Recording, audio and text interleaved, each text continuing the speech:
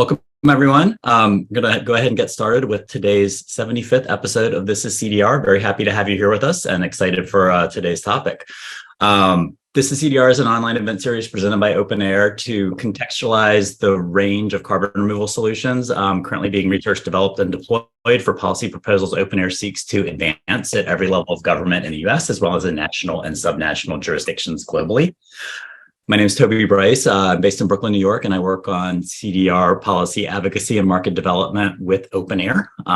If you haven't done so already, please introduce yourself in the chat and tell us where you're tuning in from and direct that message to everyone so everyone can see it, not just hosts and panelists. Some quick background on OpenAir. If you're not familiar, we are an all-volunteer network dedicated to advancing carbon removal.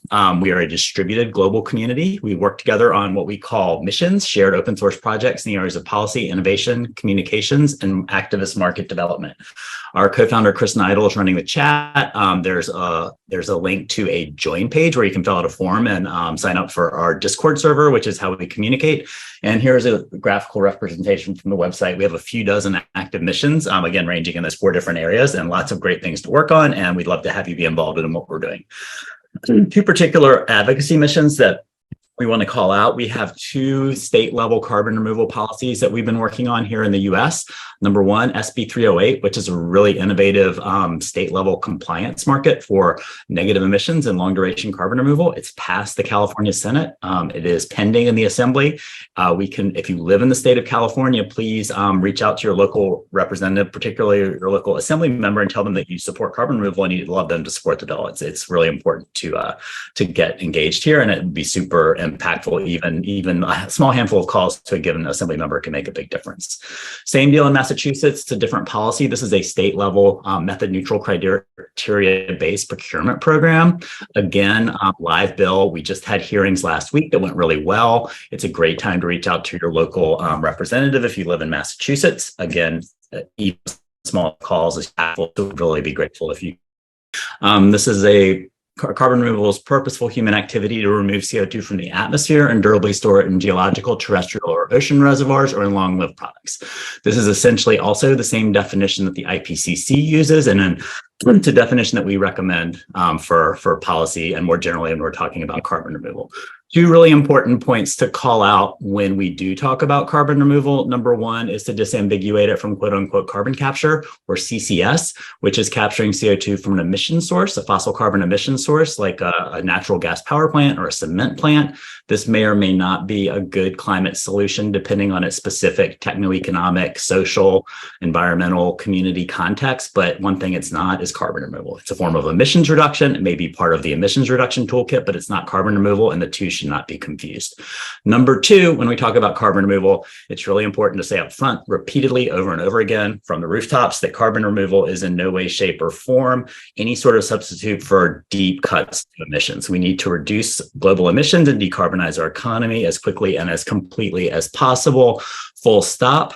If we don't do that work, which is 90+% of our climate work, carbon removal will be pointless because there will be too much CO2 still being emitted, and we'll be in a very bad place from a climate perspective. The purpose of carbon removal is to, number 1, balance out quote unquote residual emissions, which we're actually going to talk about next week with Dr. Holly Buck. Which are the emissions that we're not able to abate in a climate relevant time frame. These are primarily from agriculture, certain industrial sectors like potentially cement, steel, other sectors, aviation, shipping. These are things we're not going to be able to zero out by our 2050 net zero goal. So we're going to use carbon removal to get to net zero. Secondarily, we're going to already have 1 trillion plus tons of anthropogenic CO2 in the atmosphere. And in the second half of the century, we're going to need to scale carbon removal to start removing some of that CO2 so we can restore our climate to a safer and healthier place, which we can see from our daily news forecasts, our news reports and weather forecasts that we are currently not in a safe climate space. So lots of work to do on carbon removal. There's clear consensus that we're going to need gigaton scale, billions of tons a year carbon removal by mid-century. We're currently at tens of kilotons scale of high quality long duration CDR. So that's the work for us in the coming years and decades. And that's what we're here today to talk about. And I'm going to hand it over to my colleague, Megha Raghavan, who's going to talk about run of show and introduce today's presenter. Hey everyone, I'm Megha. I'm an OpenAir member based in London, and I also work on policy and market development. So as usual, we're going to start with a short presentation, and then it'll be followed by a few prepared questions from Toby, and then we'll do moderated audience Q&A. So if you have any questions as you go along, please just type them into the Q&A box. It's separate from the chat box, so just make sure you find the right one, so that will help us organize them as we go along. The event's being recorded, so we will send it to all of you who registered, and we'll post it on OpenAir's website and OpenAir's YouTube channel as well. So this week, we're very pleased to welcome Mati Founder Shantanu Agarwal back to This Is CDR to discuss his new nonprofit and how they seek to scale long-duration carbon removal via enhanced weathering in partnership with smallholder farmers in India and other parts of the global south. Shantanu is a climate tech entrepreneur with more than 20 years of energy industry experience. Prior to founding Mati, Shantanu was the co-founder and CEO of Sustaera, a company focused on direct air capture of carbon dioxide, and also a co-founder for climate tech R&D company Susteon. He served as a board director for multiple startups and led investments as part of energy technology VC funds in the past, and has also consulted with McKinsey Co, as well as worked with Schlumberger. He has an MBA from Harvard Business School, Cambridge, USA, and a BTech in chemical engineering from IIT Roorkee. And so whenever you're ready, over to you. Yeah, let's get. All right. Hi, thank you, Mega, for that introduction. Really appreciate it. And thank you, Toby, Chris, and the whole OpenAir team to invite me again to the This Is CDR podcast. I have been an avid viewer of this channel, and it's great to be back here to present Mati. All right, then let's kick it off. So Mati Carbon works at the nexus of agriculture and carbon removal. We're using enhanced rock weathering, specifically with co-benefits to smallholder farmers. The mission at Mati is essentially enabling climate resilience for marginal farmers. That's where it started, and that remains the main objective of how do we actually allow these farmers to be climate resilient in the face of what's coming at them. And we are using enhanced rock weathering to do that. And we are ably supported by our parent organization, which is a 501c3 nonprofit in the US and a 12A DG nonprofit in India called Swaniti Initiative, which is allowing us to sort of use their network and backbone to build a farmer network. They've been around for 12 years working in the global south. And we are right now scaling up fast and hoping to do that quickly so that we can impact the maximum amount of farmers as soon as possible. Now, I talk a lot about farmers. Let me first of all explain the need. And this is CDR, so I don't think I need to talk about why we need carbon dioxide removal. You all understand carbon dioxide removal is a necessity and something which we need to scale to gigaton scale. But I don't think a lot of people understand the vulnerability of the populations who live in the tropics, specifically the global south. Climate vulnerability is quite significant and urgent. This is an extract from a report from McKinsey and published in February 2023, so right this year. And they ran some models around what is the various vulnerable items or vulnerable incidents which can happen in the global south. And based on this chart, you can clearly see that global south has more than 80% of the farmers in India, Ethiopia, and Mexico in this study will be affected by at least one of the climate hazard. And more than 500 million people will be affected by 2050. And you can see that the extreme heat, drought, coastal flood, riverine flood will become increasingly common and affect these farmers significantly. And in India specifically, this scale shows that 95% are exposed to at least one of these hazards. Another chart from the same study, this shows that the current rain-fed rice cultivation which is going on and how that changes due to climate change. And the dark blue shows you the areas which will not be able to sustain rain-fed rice cultivation. And basically concludes that 450,000 square kilometer of land currently suitable for rain-fed rice will not be able to do that. And all these farmers, largely smallholder farmers, will essentially be requiring to change their lifestyle and do something else. So those are the challenges which we set out to fight when we started Mati. And we believe enhanced rock weathering can play a significant role in solving those. Now, I think a lot of people, maybe a majority of the listeners here, probably know what enhanced rock weathering is. But for the interest of those who don't, I'll just explain that in a very quick manner. Rock weathering is a natural process, and it has been happening over millions of years, and it is the natural CO2 removal process which nature has used multiple times over the millions of years to remove large-scale amount of CO2 from air and cool the environment. So that has happened cyclically multiple times, and there are theories around snowball Earth, which have basically created the whole Earth as a snowball because of extremely high weathering, which has happened in the past. Now, what is weathering? How does it work? Basically, CO2 from air and water from rain combine together to form carbonic acid, which is a weak acid, which is what you have in your Coca-Cola and sodas.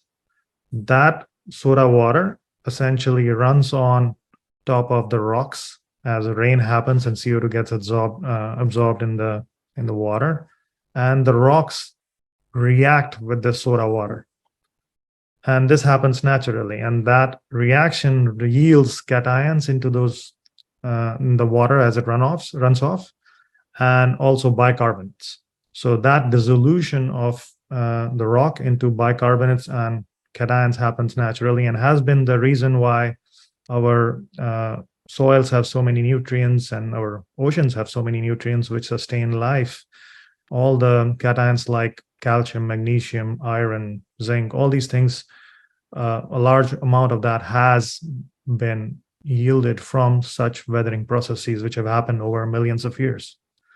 In enhanced weathering, all we're doing is essentially accelerating this process, because the surface area of this rock, as you can see, these large blocks of rocks on the left side of this screen, is quite low.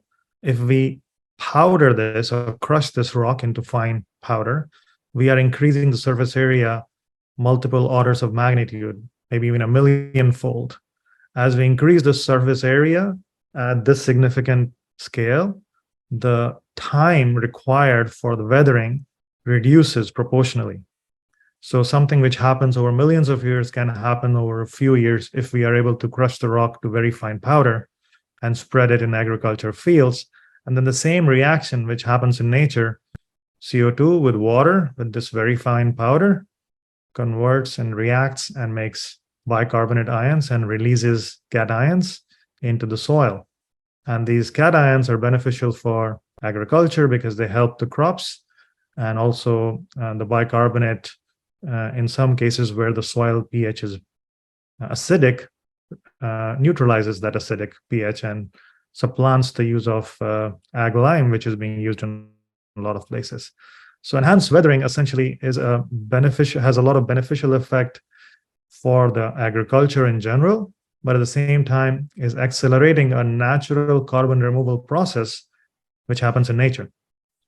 So we thought this particular process can actually be quite cool for a farming, and specifically because it is permanent, that the bicarbonate which is yielded from this weathering process, if and when it reaches the ocean, it is almost permanent in its ability to remain in that bicarbonate state, because it stays there for tens of thousands of years.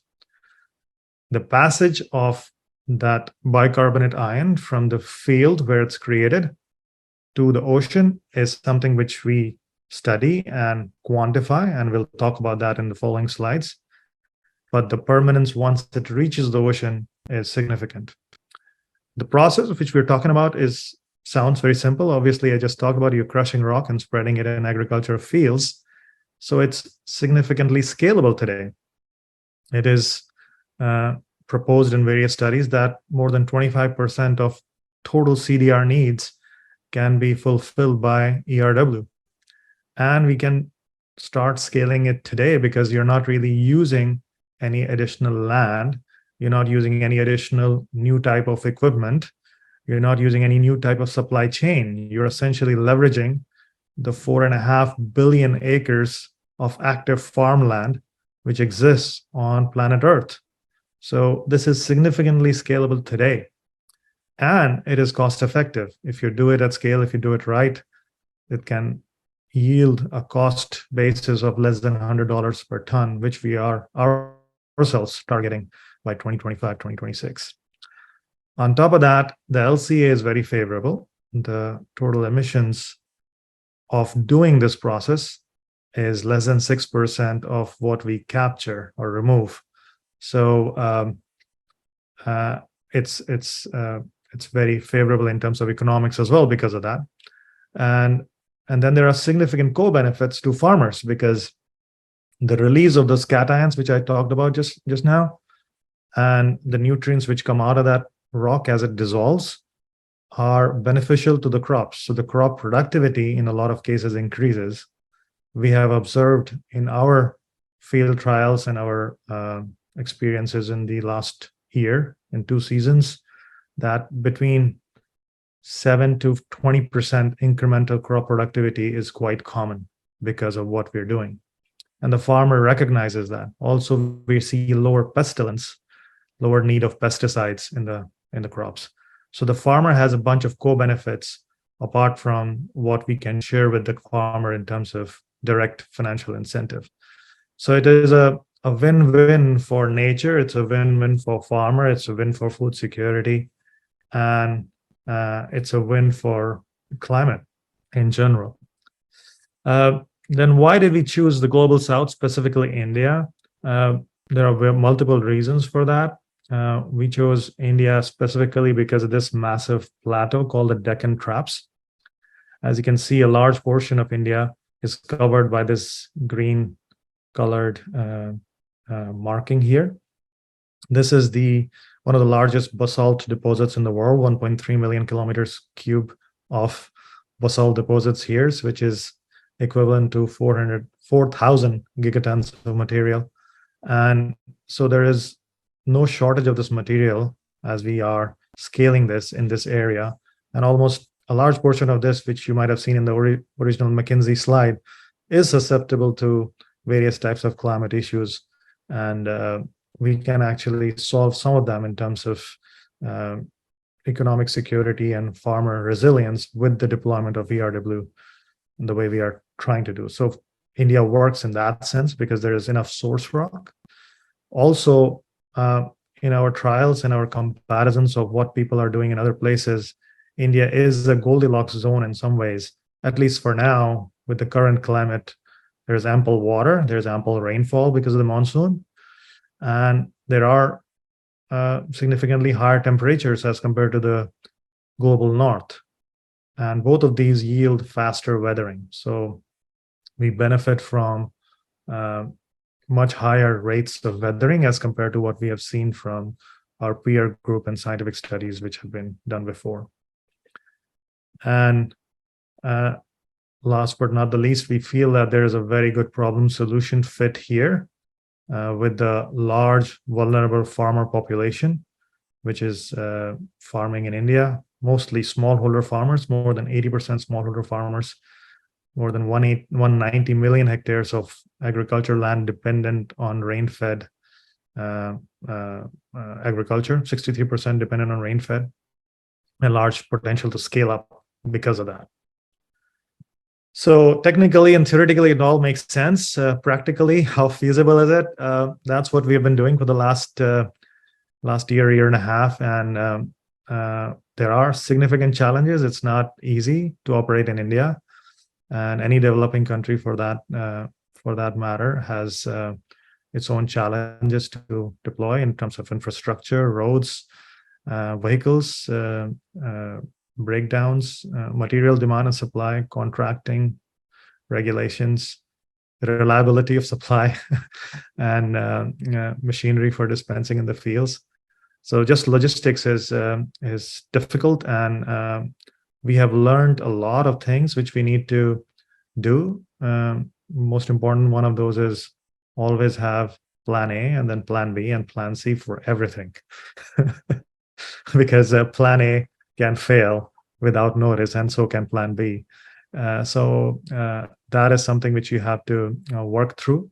Similarly, our stakeholders are smallholder farmers, as you can believe and understand.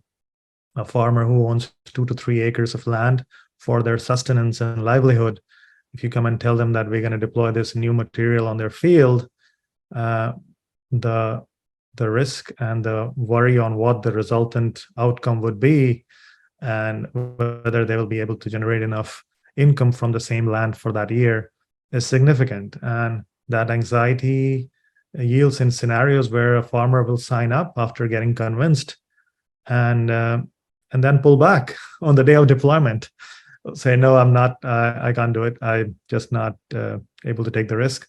So it's a careful education and awareness campaign to build the trust, to explain to these farmers, which has to happen.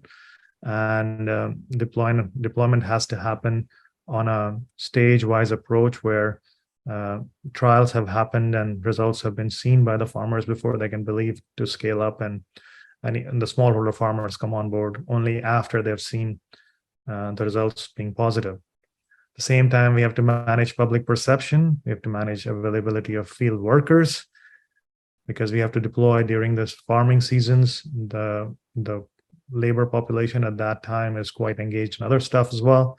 So that becomes a challenge. And last but not the least, government relations is a very important piece. We are blessed to be part of a nonprofit which has been working with the government for a long time. So we have had significant benefit of that. But government relationship management is a very important part of what we do in terms of being able to implement. Other challenges include MRV infrastructure. What we're doing is scientifically quite intense and needs very important and careful steps to ensure the quality of the results is reliable and robust. And we have a basis to actually conclude the carbon removal, which we are claiming to be on very strong ground. So that means that we have to take care of all samples, the process in which the samples are being taken, the chain of custody of the samples, the tracking, consistency and reliability at each step, and the turnaround times for everything, and also the lab facilities which we use to handle these sort of huge volume of samples, and also this high-end testing which is required to be done, and the quality of the testing which is required to be done has to be maintained. So that MRV infrastructure is not trivial. It's very intense and quite difficult to really maintain and execute on.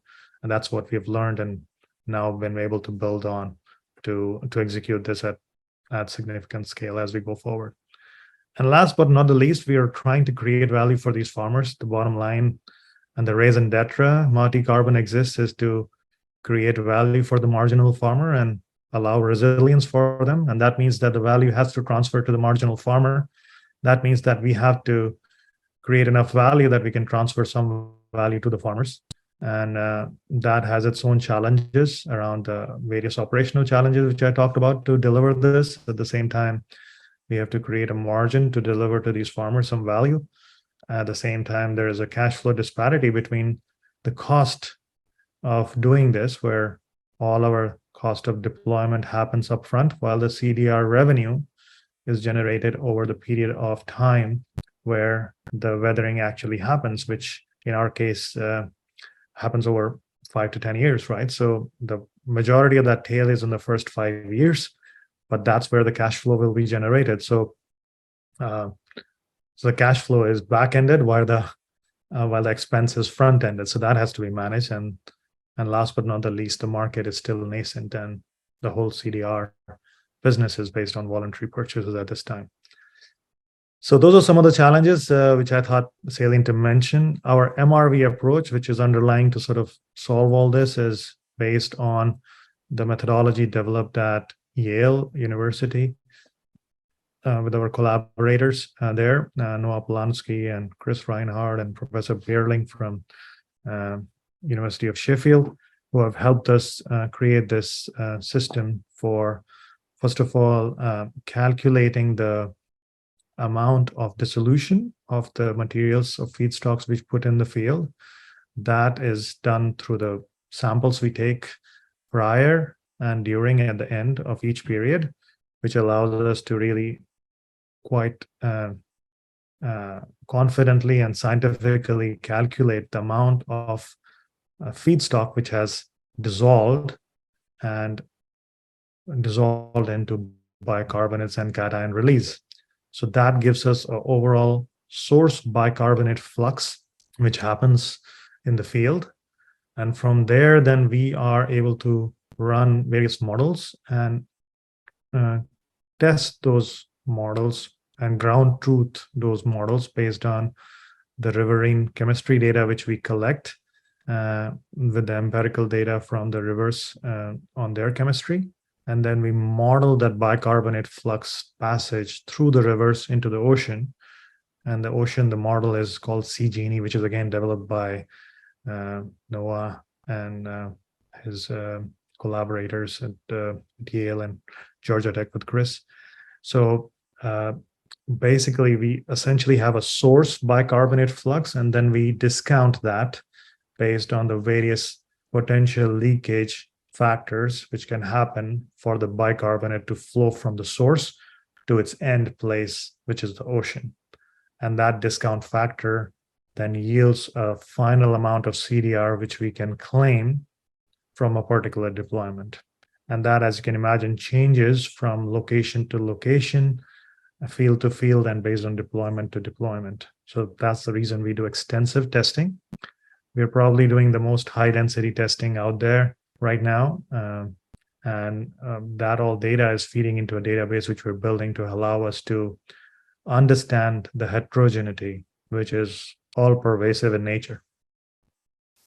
Our MRV approach, because of the smallholders and because of the heterogeneity and the amount of sampling we're doing, requires a very robust tech platform.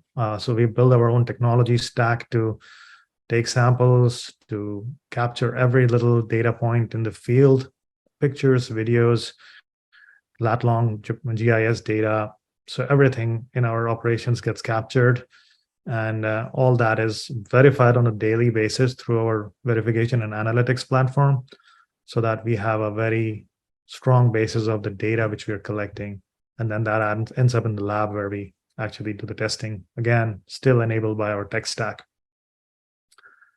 And the MRV technique is based on the isotope dilution mass spectroscopy, where we have these lab tests to be done. And as I said, the methodology is based on our partners' research of years of research, which they've done over the last 10 to 15 years, Yale and Leverhulme and Sheffield being the front runners of this technology development.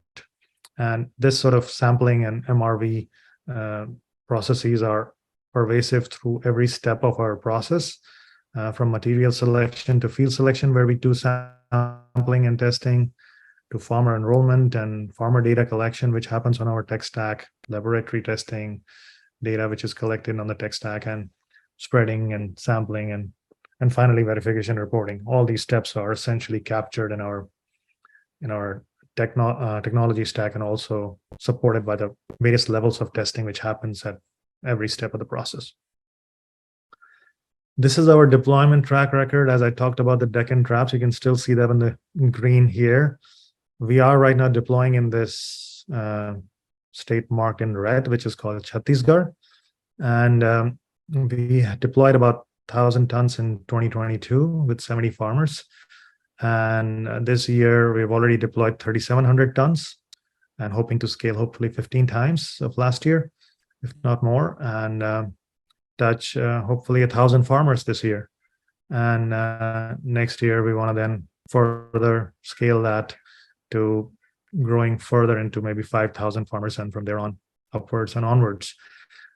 We want to deploy more than 100,000 tons per annum by 2025, hopefully a multiple of that. And we believe that we can do that $100 per ton at that sort of scale. And we want to scale to 1 million tons per annum or more by 2030. This is what it looks like. This is from the feedstock source. This is my me standing at a feedstock source, and then it goes into trucks from our warehouse into the field, and then from the field trucks to tractor trailers, and then maybe hand deployed like this crazy man doing it here, or it can be tractor deployed like happening in these tractor trailers here. And yeah, these are some of the hand deployments which we did, where people were carrying the basalt in their these taslas, they're called in Hindi, and then deployed in the field by hand. And then we do a bunch of testing. This is some middle samples. This is productivity testing. These are all Mati employees working in the field trying to get samples. This is our team right now. We have about 18 people today, supported by our rockstar scientific collaborators from the University of Sheffield, Yale, and Georgia Tech, and and supported also by Swaniti Initiative, which is a 200 people social enterprise in India working in various parts of the country. Ritika being the CEO of that and supporting us. And then the core Mati team is about 18 people right now, and we're hoping to scale to 30 people by end of the year as we scale operations. And the impact potential is massive here. I think we can deliver 15% incremental productivity or an incremental income for these farmers, at least, if not more, with the incentives which you give them in cash, and with the increased productivity which they have in their fields. And having touched 1,000 farmers, this is probably the most fulfilling job I've done in my life. So I think the changes we do to these farmers can be very meaningful and allow them to be resilient to the climate impact which is coming their way. So we want to touch more than 100,000 farmers in the next 3 years and deliver to 1 million farmers in the long run, probably adding more than $100 million into their pockets within the next 5 to 10 years. That's all I had. I mean, we're hitting on multiple SDGs here. Would love to collaborate and talk about this more and answer some Q&A here. Back to you guys. Shantanu, thank you so much. That was fantastic. And apologies to everyone for the interference in the chat. Never happened before. Chris Neidl, if you're listening, can you delete that person? And we will carry on. So great presentation. Thank you again. Would love to start. You were on This Is CDR a year and a half ago, I guess, talking about a direct air capture company based in Research Triangle, North Carolina, called Sustaera. And would love to hear, number one, how did you get from there to Mati?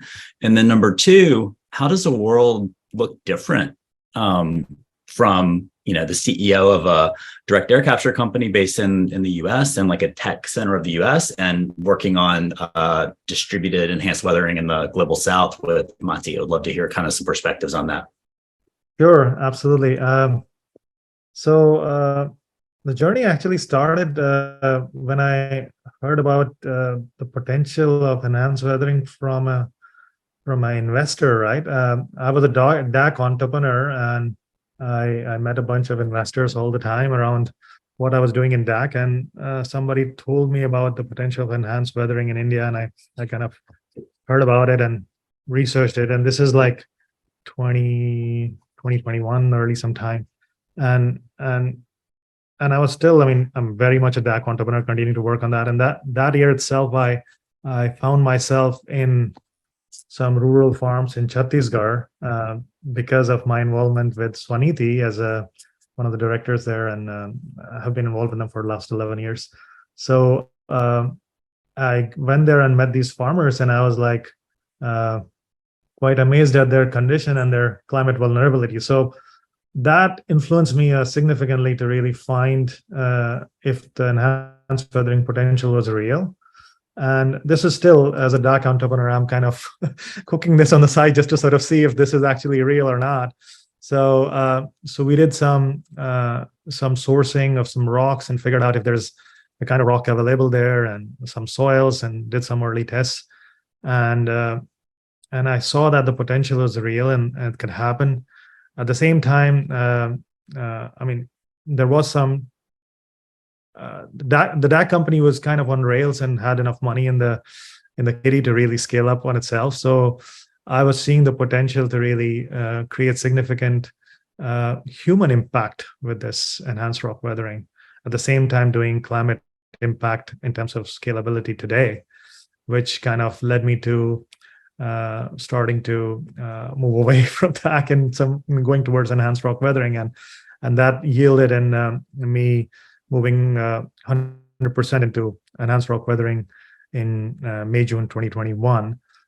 Since then, I've been kind of 100% of my time on this, and it has turned out to be much more than what I originally thought in terms of potential, because the impact to these marginal farmers is quite significant, and you can see it straight away in the first season itself, and it'll only grow, I believe, as we go on multiple seasons of their crops and the deployment of these materials. And the challenges around DAC and the challenges around ERW are quite different. DAC is constrained by really energy. It's a very high energy intensive process, and until you have significant amount of renewable energy available, plentiful and scalably, until that time, DAC will be limited in how it can scale. And it is infinitely scalable. That's the beauty of DAC. If you have infinite amount of energy, then it's infinitely scalable. But at the same time, that energy needs to be renewable and needs to be available today, which is not the case today. I think it's going to happen in 10, 15, 20 years from now, that we'll have plentiful energy with all these beautiful things happening in fusion. And I expect satellite-based solar, which is a new interesting idea, which I'm looking at. I'm not doing it, but other people should do it. Tesla should do it, or SpaceX should do it. Elon should do it. Anyway, but in terms of plentiful energy is what's needed for DAC to succeed and scale. On the other hand, ERW can be scaled today. Your energy footprint is like 1/20th, if not 1/50th of what DAC's energy footprint is. You don't need any new infrastructure. You've got all the infrastructure already laid out. And the 4.5 billion acres, which is there, is your field of, you don't need any new land. So it is imminently scalable, but it has a cap. It can only scale to maybe 2 gigatons, maybe 3 if you're lucky, but I think that's kind of the limit. DAC can go to 10, 15 gigatons if we actually have all the resource and the policy around it. So I think the day and time of doing ERW is now. For the next 10, 15 years, we need to establish the ERW infrastructure to really deliver a gigaton a year on an annual basis and have that fully established and in place by in the next 15 years. And then the DAC's age will start. The DAC will start scaling to its next 10. The next 10 gigaton will come from DAC. So that's how I think about it. Yeah. We're very much a all hands on deck point of view here at OpenAir, and they're biomass-based pathways and marine pathways as well that we think can all contribute. But that is one of the exciting things about enhanced weathering, is that it is ready to scale now. But there are some questions, and we're going to get to a few of those questions in a second. Would love to. Another thing we love at OpenAir is distributed frameworks, and your idea of working with smallholder farmers in the global South is super inspiring and admirable.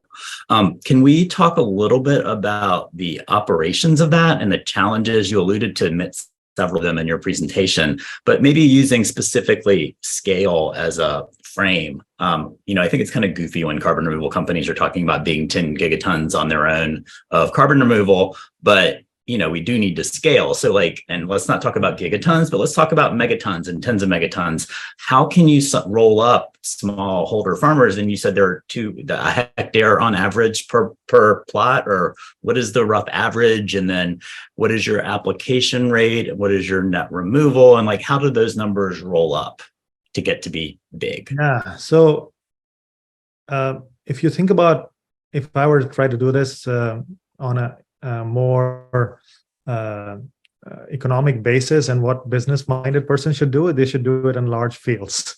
They shouldn't do it in small fields. It's very difficult to convince one farmer who's got 2 acres and then deploy it in his field and take all the data from him and sort of track all the data right from 1 2-acre plots or 3-acre plot. And they're not actually 2-acre plots either. They're like half-acre plots, 6 of them.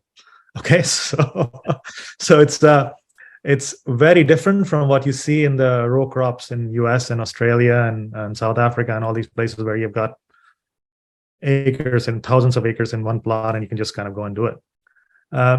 So it is challenging. It doesn't make a lot of sense from pure business sense, but it does make a lot of sense from impact. And if we can crack the challenge and the problem of deploying in smallholder farmers' fields, then we can actually scale this significantly and also solve this sort of global South climate resilience problem at the same time. And that's, I think, worth solving, and that's why I'm working at it.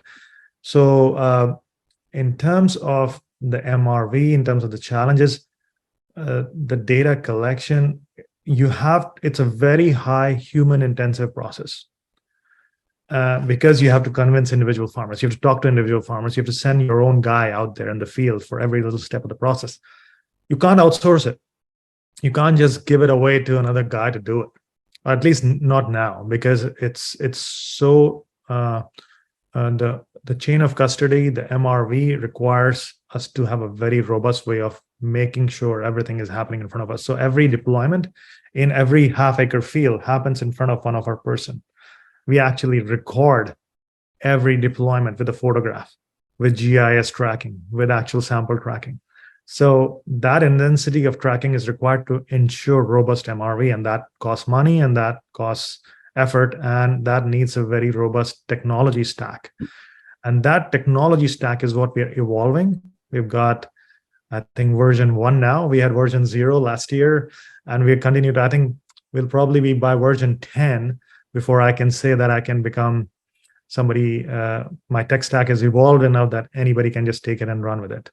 But at this point, as we scale to probably 100,000 tons or maybe even 500,000 tons, we will have to have employees who are trained, who we train ourselves into using and understanding what are the things to be careful about, how to actually make the farmer aware, what are the things which they need to worry about, doing all that exhaustive training, and then collecting samples and recording every little thing in the system is what we'll have to do to really solve for the smallholder farmer problem. Are you taking samples from every plot right now?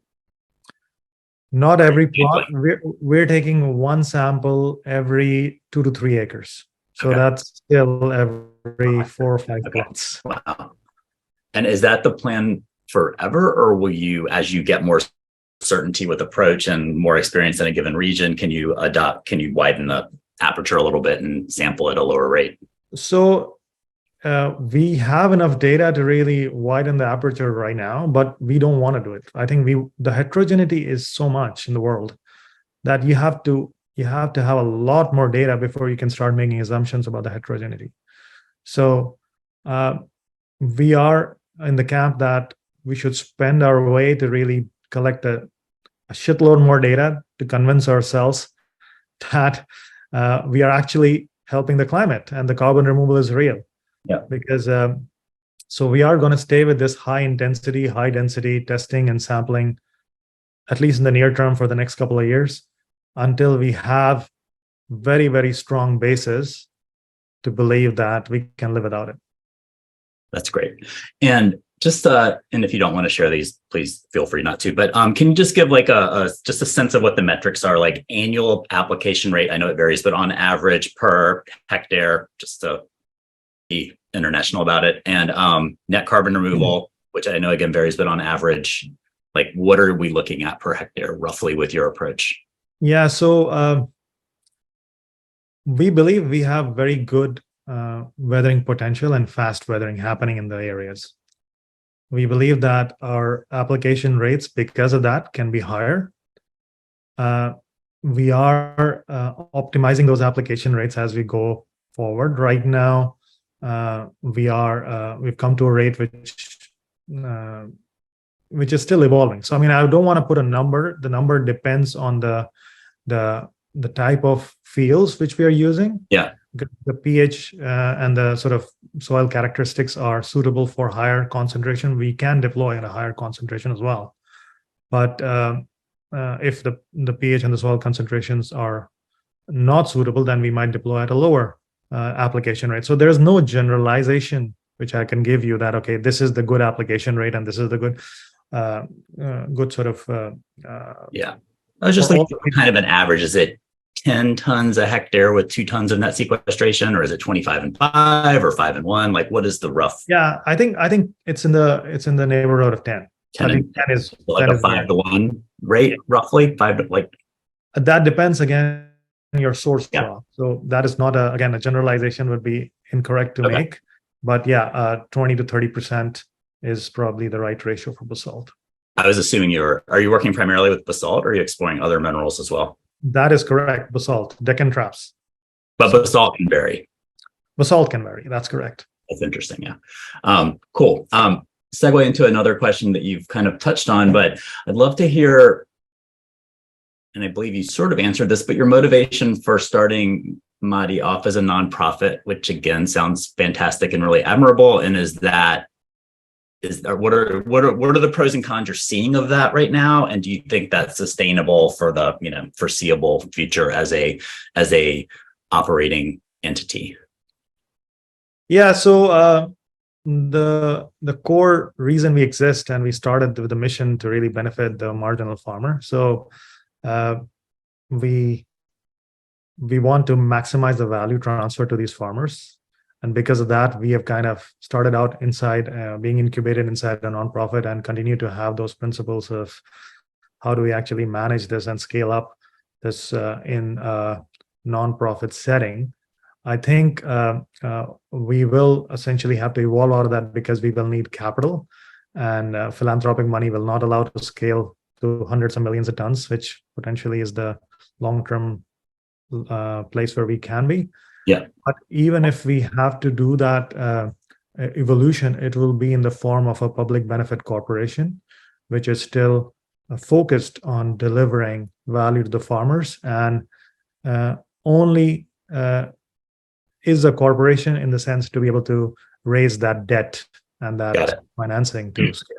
So nonprofit for now to get started, to help fund the science. And then as you look to scale, when you need more capital, you will roll over into some sort of for-profit, hopefully public benefit corporation. Excellent. One last question for me. We have a ton of great audience questions in the Q&A. I am going directly from here to be grilled at a responsible deployment of CDR symposium up at Columbia University.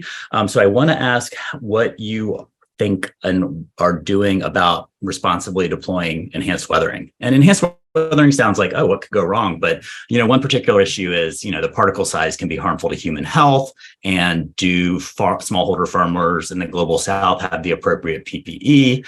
How are you monitoring? I know basalt is less of an issue in terms of potential trace metals toxicity, but how are you monitoring potential toxicity from your application of mineral to food lands, crops? So would love to hear a couple minutes of how Mati looks at this issue, because I think it's really important. Absolutely. Very, very important issue. And we take very seriously. We are kind of belts and braces in every one of these things. We do extensive testing of our source material to ensure that the feedstock is correct and there's no challenges around the heavy metals, which we're talking about. And that's the reason we're sticking to basalt. We're not going to some of the more attractive materials which are out there. And at the same time, we are deploying with extreme care. We provide the PPE. We bring the PPE to the field with us. Our employees are trained and use their own PPE, and then they provide the farmer with the PPE when we are actually deploying as well. So we the other thing which we have to be, I think it's worth mentioning, is that the PM 2.5 is something which you stay away from. We don't want to get to that fine powder, because that fine powder is really dangerous. So I would recommend to anybody who's doing enhanced rock weathering, please do not crush it to that scale. Stay around 100 micron or above. So micron is your lower threshold. And obviously the trade-off there is safety. And I mean, there are also trade-offs because it's harder to manage the finer grain particles to transport it and apply it. So like there are other operational trade-offs, but you're trading efficacy potentially off for like having a more safe process, which is great to hear. I would love to ask more questions, but we only have a few more minutes, and I want to get have Megha come on if she can to like start asking some of these audience questions. But thank you so much for answering those questions. Hey, great. Yeah, so we had quite a few questions on MRV. And so I think, it's obviously a big question and you've talked about it a bit, but could you just talk a little bit about how your MRV is similar or different from some other, enhanced weathering practitioners out there, and kind of your vision for how either it all converges or different standards get kind of comparably accepted? Like, where do you kind of see it all going down the line? Yeah, so I think there's a number of approaches for enhanced rock weathering MRV right now. I mean, you really have the solids, which we are measuring in terms of the solids which are going in, and then the soil samples, and then we measure the basalt dissolution in that and try to calculate from there. You can actually take liquids. Some of the people are testing the liquids and the leachates and of those and alkalinity samples and trying to figure out from there. And some people are even taking gas samples. In our research, we have done gas and liquid samples as well. I think for different locations and different scenarios, different methodologies of this MRV will work better. We believe with the kind of environment which we are in and the scenarios which we have to sort of deal with, the solid sampling methodology works better for us, and that's what we are scaling right now. However, that doesn't mean that this is the be-all, end-all of what we're doing. We are continuously evolving ourselves. We've got an extensive research program in collaboration with some of the leading enhanced rock weathering scientific rock stars of the world, and they help keep us right. So as we evolve, as we continue to scale, if there are best practices which come out which actually enable this in a economical manner, we will adopt them immediately. And we are right now continuously trying to stay at the cutting edge of the MRV techniques. We have adapted even the solid MRV processes to our conditions in terms of the sampling density, the way we sample, the way we test. All these things are evolving and adapting to our particular condition, and they need to be done. And that's what I'm saying. It's one MRV does not fit all. It has to be a specific MRV. Yeah, absolutely. Just in terms of like, I guess logistics, and I know you talked a bit about the logistics of the actual like transport of the materials and distribution. But on kind of another front, when it comes to finding partners, farmers, educating them, getting them on board, like there's this whole other aspect that I think comes with distributed forms of CDR, where you almost have to like have another logistics angle to it on that side. So how are you handling that? Are you working with partners like cooperatives, or do you do that sort of internally? Yeah, so we've been blessed that we have a Swaniti initiative as a parent organization, which has very deep roots in working with governments and farmers in that region.